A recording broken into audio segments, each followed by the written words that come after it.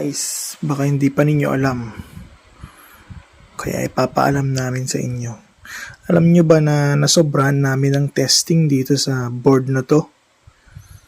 Ang board na to ay para sa lahat ng Pi-based na piso Wi-Fi system. Pero ang pinagkaiba is naka-ultimate mode na siya kasi meron siyang tatlong port para sa iyong access point. Dito lahat ipapower. Pwede ang 12 volts at 24 volts at nasobrahan kami sa testing.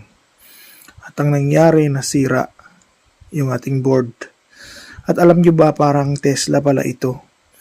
Basta meron kang proof na binili mo to sa may-ari. Libre ang repair nito. Di ba? Saya. Shipping lang babayaran mo. Naku, abang-abang kayo sa version to nito, guys. Abang na ako.